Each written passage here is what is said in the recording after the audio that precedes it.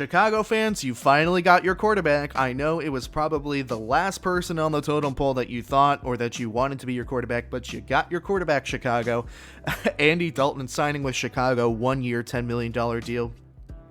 It's much to the ire and sadness of Chicago's Bears fans. I don't think I've seen a reaction from Bears fans around the internet, whether that be on YouTube comments, social media, just word of mouth. I don't think I've seen a positive reaction to this news of Andy Dalton signing with Chicago. And I don't necessarily think that it's because Andy Dalton is quote unquote a bad quarterback, because realistically speaking, you could do a lot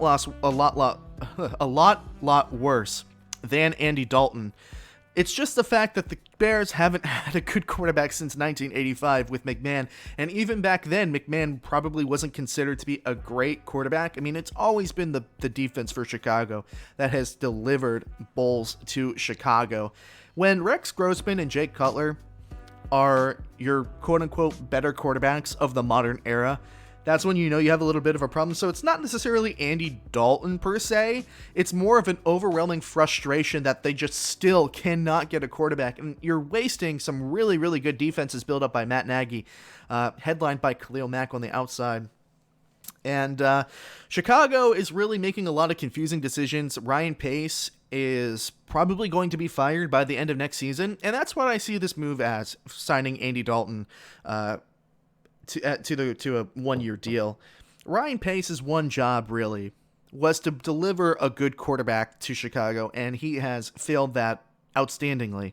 Not only did he trade up to get Trubisky, who I don't necessarily want to call a full-time bust yet. I think Trubisky has a lot of confidence issues, and Trubisky going to Buffalo, signing a 1 year deal there as well yesterday. Trubisky going to Buffalo kind of proves the theory that the media actually thought for years now, which is, look, Trubisky has confidence issues. He does not feel comfortable in a Chicago Bears uniform. Him going to Buffalo to learn with Josh Allen or have the same kind of glow up that Josh Allen had this past season, that kind of proves to me that he really just does want a reset, and he wants a chance to learn, and he wants a chance to not be the starting guy for a while, build himself back up, basically an entire reset. We'll get to that towards the end of the segment here. But Ryan Pace, his one job was to deliver a quarterback to Chicago. And not only did he trade up to get Trubisky and surpass guys like Mahomes and Watson, he will probably rue that for the rest of his career if he gets another general manager job. But he signed Mike Glennon to a 3-year, $45 million deal. He signed Foles to something. He traded for Foles for a similar type of deal, so he's giving a lot of money to backup level quarterbacks, and he failed to make an offer for Carson Wentz this offseason when it was basically the Bears and the Colts in the running to get Carson Wentz. And Carson Wentz, as I said at the time, he is not the jewel of the NFL. He would not be my first selection either, but is he better than Andy Dalton? He definitely has the upside to be. Andy Dalton's a little bit older. You know what you're getting with Dalton. Carson Wentz, at his ceiling, is an MVP caliber quarterback. We just haven't seen that from Wentz since 2017. So I feel like even if Chicago did go and make a move for Wentz, I feel like Chicago fans would be more comfortable with Wentz than they are with Dalton, because Chicago fans have been watching Andy Dalton play in the league for close to 7 to 8 years now. You know what you're getting for Dalton. You're probably getting an 8-8 season at best, depending on how good the defense plays. That's going to fluctuate your win total over the course of the season. And you can feel the stress, you can feel the tension in Chicago right now, because Ryan Pace has not made any of these moves. And to me, Andy Dalton being signed by Ryan Pace is Ryan Pace waving the white flag. It's a self-inflicted surrender, but when you think about the actions and the choices that he's made across the board, he has really put himself in this position. I mean, if you take what they offered Seattle for Russell Wilson at face value and with a pinch of salt, even if they got Russell Wilson, he would have been selling the farm, the barn, the 401k, the mortgage. He would have been selling the circus that's out back. He would have been selling all your sheep and your cattle. He would have pretty much sold away the entire franchise just to get Russell Wilson. And even then, I know he's Russell Wilson, but at what point do you say, look, that's a little bit too much for that quarterback? I would have rather had the 3 first-round picks, the second-round picks, and the third-round picks. I mean, you just tanked your franchise for getting Russell Wilson, which has similar issues to the team in Seattle. An iffy offensive line and little to no running game, you know? So Even if, Ryan Pace went out and got Russell Wilson, I'm sure, Chicago fans would have been delighted to have Russell Wilson, but at what cost? So really, it's all gone downhill since Trubisky was drafted and he traded up for Trubisky. That was literally the straw that broke the camel's back already, because it's not gotten better since then.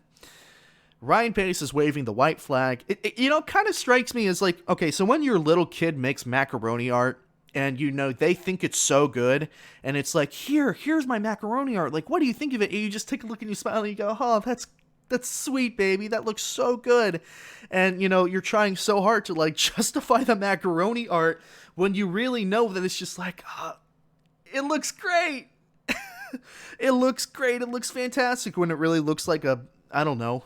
I don't know what you could say about macaroni art that makes it any more or less intriguing than macaroni art already is. But Ryan Pace delivering the macaroni art of Mitchell Trubisky at the number 2 overall pick back in 2017 is, look, guys, I got a quarterback, and Chicago fans are just like, it looks great.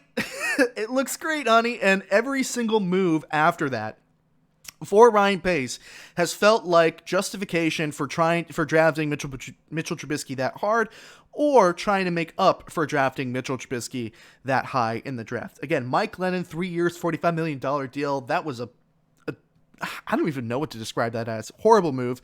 Then you have Nick Foles, who didn't exactly pan out. Nick Foles really proved to be a system quarterback that was benefiting from the Eagles system more than anything else. And now you have Andy Dalton, who, again, not the worst quarterback in the NFL, but the problem with Dalton is that Chicago fans already know what they're getting with Dalton, and that's just not good enough for what their expectations are for the team and how talented they recognize that the Chicago Bears are, pretty much everywhere except for the offensive line and the quarterback position. So again, it's not necessarily Andy Dalton being Andy Dalton that's the problem. It's the fact that the Chicago Bears have not had a quarterback for so long. It's just that tension and that stress is just piling up and up. And with every single wasted season that's in Chicago, the more and more that tension from Soldier Field and the Chicago Bears fans, that tension just continues to grind and grind. And Ryan Pace is waving a white flag with this signing. He understands that he didn't go after Wentz. He couldn't get Russell Wilson, so there's not much else he can do. And he's waving the white flag, surrendering and saying, look, this is all I got. Maybe this will buy me more time for another year, but this is all I got. And now the ball is basically in the owner's court, whether or not Ryan Pace gets his job. And the worst thing is that Matt Nagy might get fired too. And Matt Nagy really has been what I consider a really good football coach over the last 2 or 3 seasons. I mean, he's gotten the Bears to the playoffs in 2 of the past 3 seasons when the Bears had some pretty horrendous offenses and quarterback play. And obviously, the defense had a lot to do with that, but I really don't want to see Matt Nagy lose his job. Andy Dalton is going to be okay. He's going to give you average play. Depending on how well the defense plays, it's going to fluctuate your win total, as I said, but you're looking at a potential 8-8 season. That might be good enough for the first round of the playoffs, but that's not what Chicago Bears fans are wanting. They're wanting a strong quarterback. They're wanting a quarterback that can be a franchise quarterback that they can build off of for years and years to come. And the fact that they haven't gotten one since, I keep going back to McMahon in 1985, they haven't gotten one in close to 40 years now. That tension is starting to overflow, and that's why this reaction is so vile for Andy Dalton. Again, it's not personal to Andy Dalton. It's just the stress is piling up more and more and more. And the fact that Ryan Pace hasn't been able to get a quarterback in his time in Chicago, when that was literally the one and only thing that he was supposed to do, that's what he was paid to do. It's a gigantic failure. He's probably going to get fired for it. Hey, everyone. Thank you so much for watching this segment from the Hard Headed Sports Podcast. You've heard what I've had to say. Now I'm interested to hear what you think as well. If you enjoyed this highlight from the show and want to watch more highlights from the show as they come out after the show's completion, you should definitely subscribe to the YouTube channel. And if you're interested in listening to the entire show in its full-length entirety, you should follow the show on Spotify, Apple Podcasts, Google Podcasts, and Anchor.